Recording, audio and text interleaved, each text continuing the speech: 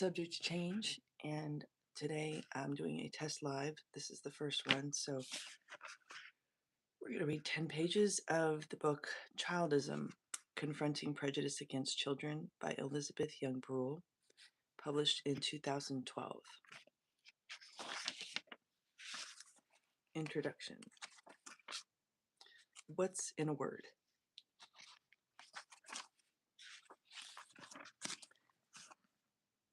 There will always be individuals and societies that turn against their children, breaking the natural order Aristotle described 2.5 millennia ago in his Nicomachean Ethics 8.11.2.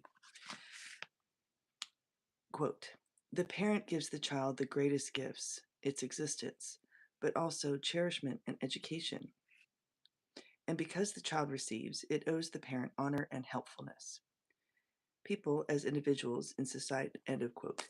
"People as individuals and in societies mistreat children in order to fulfill certain needs through them, to project internal conflicts and self-hatreds outward, or to assert themselves when they feel their authority has been questioned.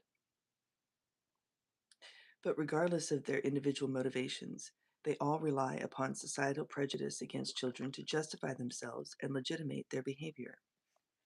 We are accustomed to thinking in terms of prejudice against women, against people of color, against other groups that are targets of prejudice, as we call them, in Western society, and we accept the idea that struggles against sexism and racism have been going on since the 18th century and will have to keep going on if these prejudices are ever to be overcome.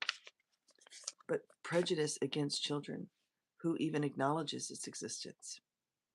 Let me give you an example of American society's prejudice against children, the subject of this book, and ask you to think about it. The example is a fact, a shameful fact. America incarcerates more of its children than any country in the world. 500,000 American children are currently in juvenile detention centers, juvies, where many of them are victims of abuse and neglect, as many of them were victims of abuse and neglect before they arrived. This is 2012. Some of the, quote, delinquents are there because they were arrested for a crime and are awaiting trial. They will be tried in courts that are permitted to sentence children convicted of homicide to life without parole in adult prisons. Until a recent Supreme Court decision, the courts could have sentenced them to death. Others were incarcerated without arrest. They were simply found on the streets, sometimes homeless, sometimes mentally ill,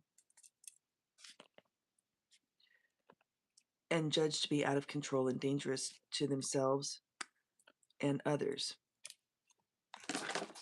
Sorry, cat. And others were incarcerated without arrest. They were simply found on the streets, sometimes homeless, sometimes mentally ill, and judged to be out of control and dangerous, quote, to themselves and others, end quote. No one knew what else to do with them. America also incarcerates a higher proportion of its adult population than any other country in the world. This is 2012, remember, a fact that is, and I'm recording this on April 8th, 9th of 2026.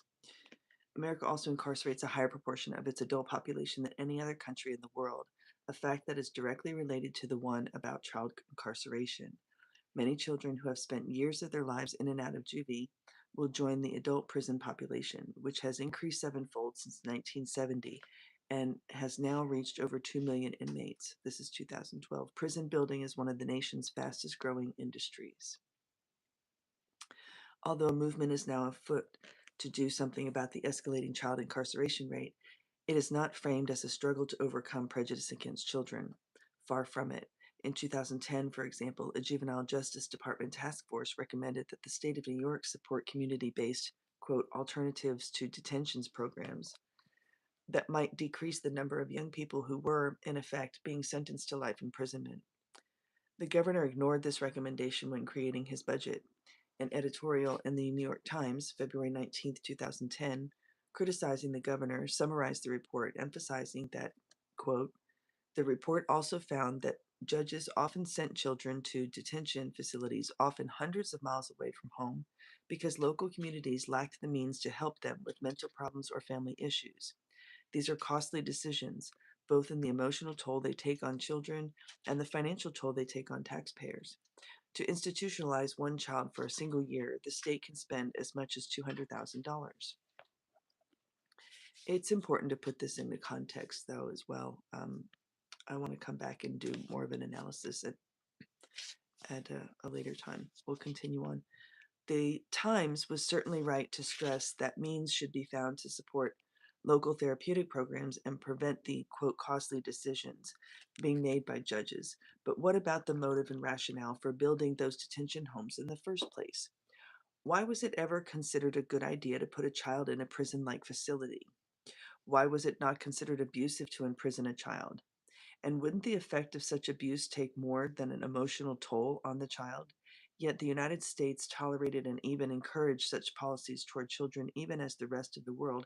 192 countries ratified the 1989 United Nations Convention on the Rights of the Child, in which child imprisonment is forbidden. Somalia, which has not had a legitimate government since 1989, is the only other country that hasn't signed, as of the book 2012. It is 2026, and the United States still has not ratified it. And considering the context with the e-files, we're not surprised, are we?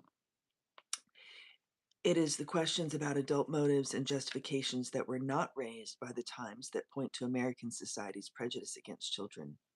In this case, the idea that troubled children and youth should be removed from sight, the beliefs that children are dangerous and burdensome to society, and that childhood is a time when discipline is the paramount adult responsibility, reflect this prejudice.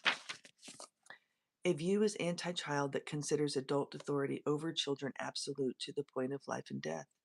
But we have no generally accepted term for such a prejudice, nothing comparable to racism, another societal prejudice, and one that helps explain why African Americans, particularly young males, make up a disproportionate percentage of the population of juvenile detention centers and adult prisons. My first task in this book, then, is to make that word, the term whose definition is prejudice against children, a part of our vocabulary and to provide a nuanced, comprehensive definition of it. My aim is to enable us, Americans and others, to move beyond editorializing over how much the care of for quote antisocial children costs and to start thinking about the huge range of anti-child social policies and individual behaviors directed against all children daily. The word I propose is childism, and its definition is the subject of this book. I anticipate your skepticism. Why do we need another word, another ism? The initial task for anyone who wishes to make childism part of our lexicon is to take your doubts seriously. We do not need more useless social science verbiage, nor do we need to identify new social problems. We have plenty already. So a definition of childism must also anticipate a reaction against the very idea of prejudice against children. That reaction was the standard response when the word childism was coined in 1970. Isn't it obvious? Skeptics argued then that adults love their children and want to make the world better for them. Even if they come up with mistaken policies for dealing with children, adults are not against children, not as a group. When childism pervades a society, however, even people who genuinely want to make the world better for children may find it hard to realize that it exists. Many in the 18th century found the idea difficult to imagine when the word misopedia, the hatred of children, was coined on the model of other Greek-derived group hatred words, misanthropy, misandry, misogyny, most of which are still used. Misopedia fell out of use in the 19th century even though writers like Charles Dickens were describing in graphic terms the persecution suffered by real-life Oliver Twists and David Copperfields throughout Britain. There was no need for misopedia, harumphed skeptics, in a world that was becoming ever more child-centered. To the 19th century social reformers engaged in, quote, child saving through the Society for the Prevention of Cruelty to Children, only bad children were to be hated, and deservedly so. Good children were the adored and treasured possessions of good, loving adults. But as Dickens knew, there was a flaw in the arguments of the child savers. Children were being seen as possessions that served adult needs the way gadgets and animals do. the way slaves and servants do, the way any group construed as, quote, naturally subservient does. Treating a child as a possession was not philopedic. In today's society, the word childism might do what Misopedia could not: highlight the fact that prejudice is built into the very way children are imagined. Unlike Misopedia, childism does not reference the older words of group hate. Rather, it invokes contemporary words for prejudices: racism, anti-Semitism, sexism, each of which refers specifically to the idea of treating a group of people as a possession and legitimating their servitude with an idea or ism. People do not always hate those that they subordinate, but those they subordinate with an ism, a prejudicial political ideology, they cannot love. But childism differs crucially from other ism prejudices named in the late 19th and early 20th centuries because, although many features of the phenomenon have been explored, it has not been studied thoroughly as a prejudice. The word is not in our political discourse or our dictionaries, and no subfield of prejudice studies has been dedicated to childism. Nor is there a discipline dedicated to childism within the relatively new field of children's studies, which dates only from 1990.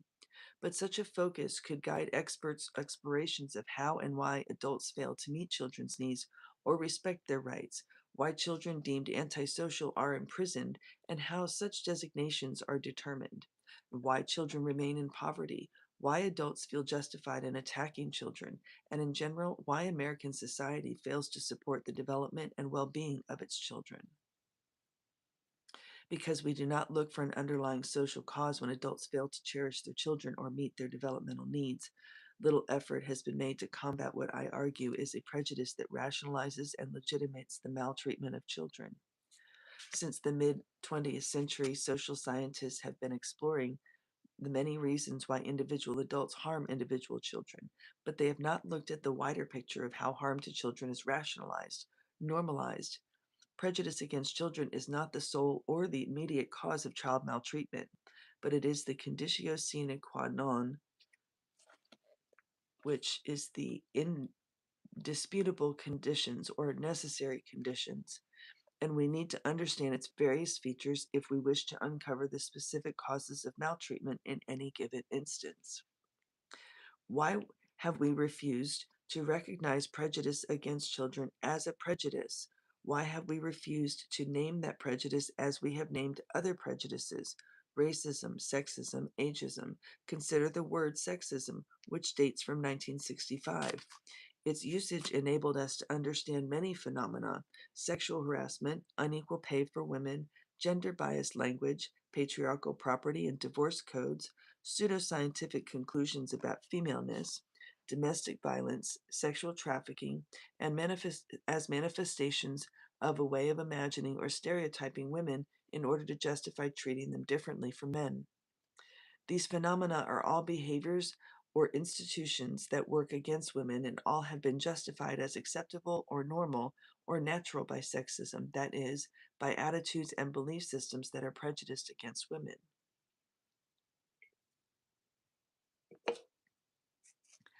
The word childism could similarly guide us to an understanding of various behaviors and acts against children as instances of stereotyping children in childhood. We could recognize the many social political arrangements that are detrimental to children or that fail to meet their needs, the many anti-child trends in every aspect of our society, from legal structures to cultural productions, as instances of adult behavior towards children that is rationalized or justified by a prejudice. Childism could help identify as related issues child imprisonment, child exploitation and abuse, substandard schooling, high infant mortality rates, fetal alcohol syndrome, the reckless prescription of antipsychotic drugs to children, child pornography, and all other behaviors or policies that are not in the best interest of children.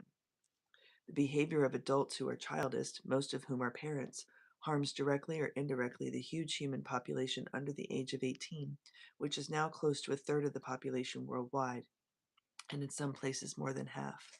This is at 2012, when the book was published.